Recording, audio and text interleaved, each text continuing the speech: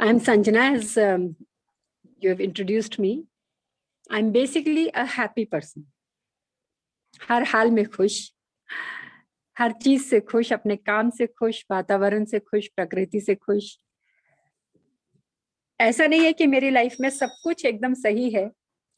Muscular dystrophy, जो कि एक लगातार बढ़ते रहने वाला रोग है, उसकी वजह से मैं व्हीलचेयर पर हूँ।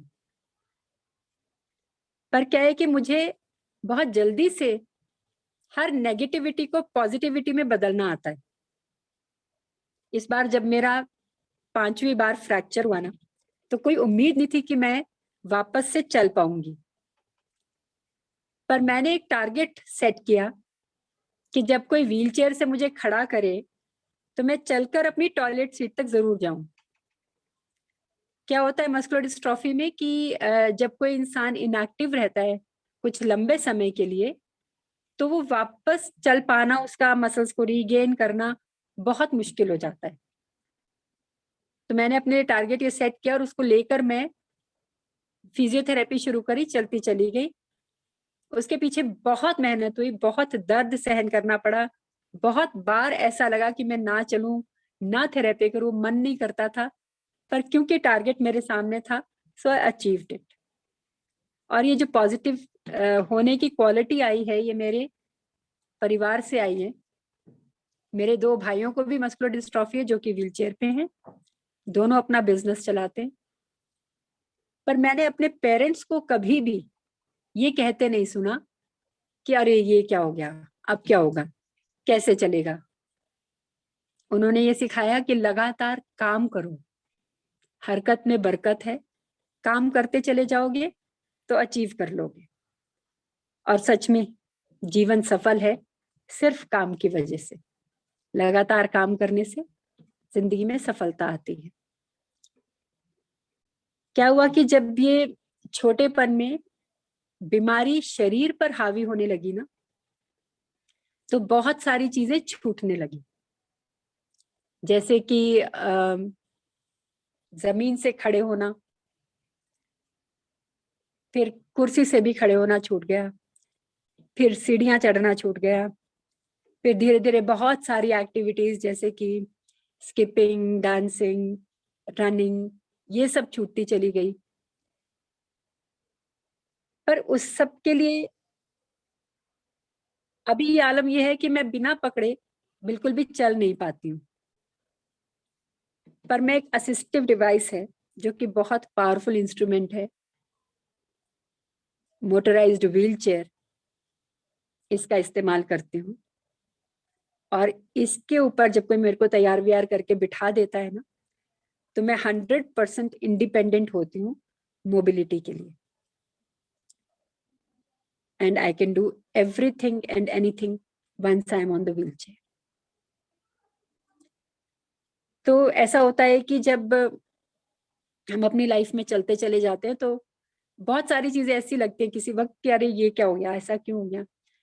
तो मेरी मदर ने मुझे यहाँ पर जब चलना छूट गया, मेरा चलना कम हो रहा था पहाड़ों में उतराई चढ़ाई की वजह से, तो मुझे होम साइंस कॉलेज चंडीगढ़ में एडमिशन दिलवा दिया।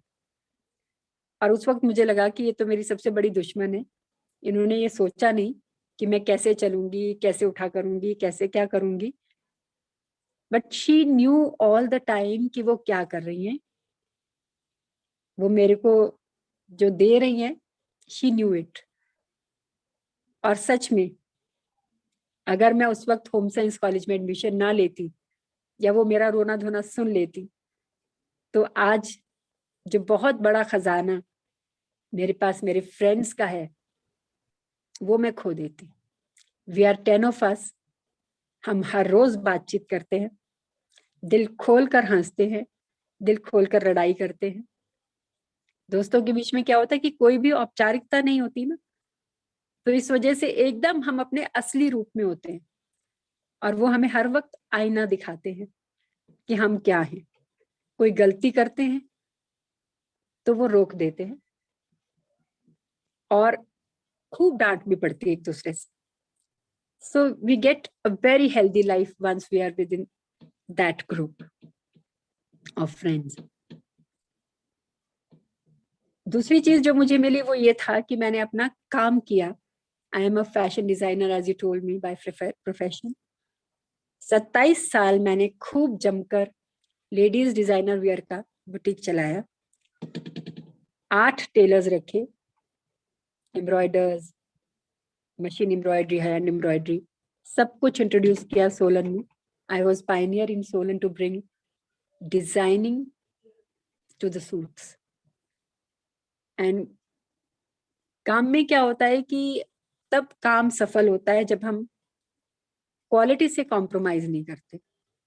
सो I never compromised with the quality. अपनी कमिटमेंट निभाने के लिए ऐसे ऐसे काम किए जो कि कोई सोच भी नहीं सकता। जिस वक्त बड़े ऑर्डर्स होते हैं ना, जब हमारे पास, जब हम बड़ा काम करते हैं, तो जो हमारे सबॉर्डिनेट्स होते हैं या जो हमारी टीम होती है, कई बार वो प्राइसी एक्ट करते हैं। Tailors, my tailors used to act pricey at that time कि भाई हमारी तो तनख्वाह बढ़ा दो, या हमें तो काम नहीं करना, या ये हो गया या वो हो गया। मैं रात रात भर बैठ के खुद स्टिचिंग करके ऑर्डर्स पूरे करती थी, और मेरे कस्टमर्स को नहीं पता था कि पीछे से टेलर्स नहीं। तो इस तरह के काम भी निभाए, पर जब कमिटमेंट कोई ले ली तो ले ली, और उसको निभाने की पूरी कोशिश की। तो ये दूसरी चीज जो मैंने करी, ये बहुत बहुत मजे रहे, और इससे मेरी जिंदगी में बहुत खुशियां आई।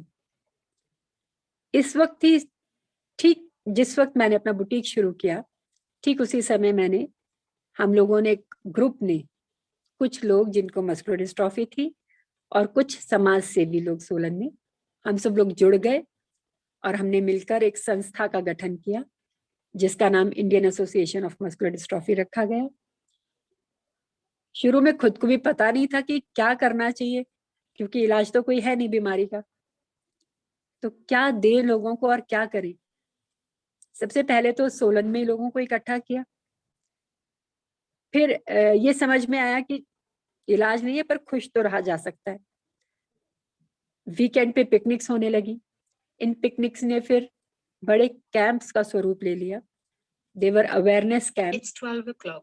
पहले अपने प्रदेश में, प्रदेश के शहरों में, नॉर्थ इंडिया से लोग आने लगे। फिर उसके बाद नेशनल कैंप्स शुरू किए। 2003 में हम लोग अपनी स्टेट से बाहर निकले। पहला कैंप हैदराबाद में किया। उसके बाद 2013 तक बहुत सारे प्रदेशों में कैंप्स किए। कुछ हद तक अवेयरनेस क्रिएट कर पाए। फिर क्या होने लगा कि क्योंकि मस्कुलर डिस्ट्रॉफी को हमारे देश में कोई जानता ही नहीं था, तो दूर दूर से लोग ये सुनकर आने लगे कि मस्कुलर डिस्ट्रॉफी को लेकर सोलन में कुछ हो रहा है, और हमें बिना बताए, बिना अनाउंस किए लोग आ जाते थे, और हमारे पास प्रैक्टिकली देने के लिए कोई भी चीज नहीं थी। हमारे बिजनेस प्लेसेस पे हम लोग अपना काम कर रहे होते थे। तो एक सोच बनी संस्था की कि एक सेंटर होना चाहिए जहां पर कि हम प्रैक्टिकली जो भी कुछ हमने पॉजिटिविटीज गेन करी है वो हम लोगों तक शेयर कर पाए। 2006 में हमने सरकार को अप्लाई किया जमीन के लिए। 2010 में लैंड मिली। 2013 में कंस्ट्रक्शन वर्क शुरू हुआ। 2017 में पहली बारी ग्राउंड जीरो बनाकर 7 मंजिला बिल्डिंग का वहां पर सर्विसेज शुरू कर दी। एक साल एक्सपेरिमेंटल बेसिस पे की, ये सोच के कि अगर ये एक्सपेरिमेंट सफल नहीं हुआ तो हम सारी चीज सरकार को वापस कर देंगे। But then that prove to be a real good experiment. Physiotherapies यहाँ शुरू की गई। लोगों के अंदर काउंसलिंग के माध्यम से बहुत पॉजिटिविटी आई। रोल मॉडल्स निकले, और पूरा संस्था का फिर ये मत बना कि नहीं, ये बिल्डिंग को पूरा किया जाए और इसमें सभी सुविधाएं जो कि एक मस्कुलर डिस्ट्रॉफी वाले को चाहिए, या जो भी उसके लिए बेनिफिशियल हैं, वो सारी सुविधाएं यहाँ लेकर आई जाए। आज की डेट में पूरे हिंदुस्तान भर से लोग यहाँ पर आ रहे हैं, यहाँ पर प्रोवाइड की गई सर्विसेज का फायदा उठा रहे हैं। फिजियोथेरेपी तो लाई ही गई, और उसके अलावा हाइड्रोथेरेपी, जो कि बहुत मुश्किल था यहाँ लाना, वो चीज भी यहाँ लाई गई और सबको दी जाती है। रोल मॉडल्स काउंसलिंग करते हैं। जो भी परिवार यहाँ पर आ रहे हैं वो पॉजिटिविटी लेकर जा रहे हैं। कितने सारे लोग एम्प्लॉयमेंट से जुड़ गए, कितने सारे लोगों ने नौकरियां ले ली, कितने सारे लोगों ने अपना काम शुरू किया, जो कि हमारा एक ध्येय था, जो हम चाहते थे कि लोग कम से कम अपने लायक बन जाए। ये जो कुछ मैंने कहा ये बहुत जल्दी से और बहुत थोड़े में कह दिया, पर सच्चाई ये है कि इसके बनते बनते और इसके बनने में बहुत सारी चीजें मिराक्युलस हुई। कुछ लोगों का जुड़ना इस तरह से कि हम सोच भी नहीं सकते थे।